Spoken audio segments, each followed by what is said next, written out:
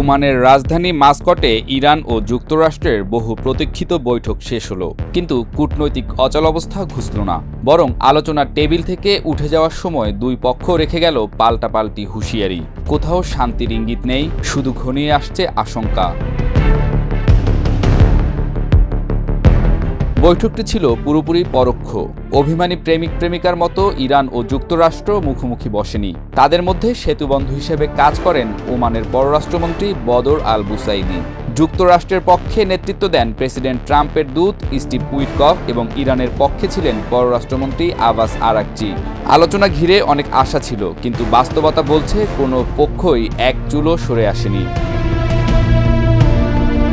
Bundle থাকলে প্রতি সেনমানিতে টাকা বাঁচবে। বিকাশ সেনমানি বান্ডেল কিনে জিতুন প্রতি লেনদেনে। মূল ইস্যু ছিল ইরানের পরমাণু কর্মসূচি। আইএইএ জানাচ্ছে ইরান 60% পর্যন্ত ইউরেনিয়াম সমৃদ্ধ করছে, যা অস্ত্র তৈরির জন্য প্রয়োজনীয় 90%-এর কাছাকাছি। যুক্তরাষ্ট্র চায় ইরান ইউরেনিয়াম সমৃদ্ধকরণ কমিয়ে আনুক এবং আইএইএ-কে পূর্ণ প্রবেশাধিকার দিক।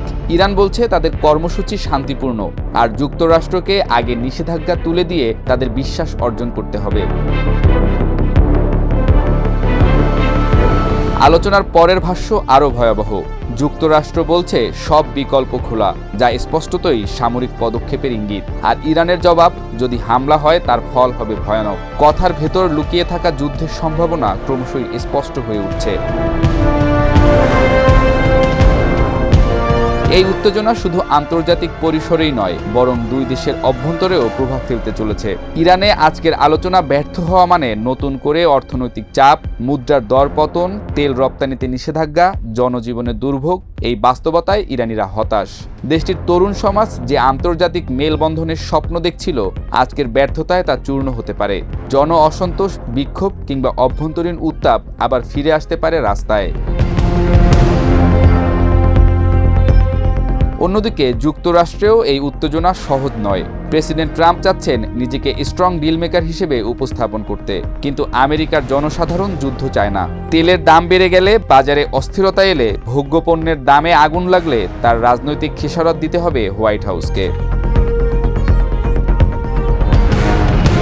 তার উপর পুরো অঞ্চল এখন এক প্রকার বারুদের স্তূপে দাঁড়িয়ে।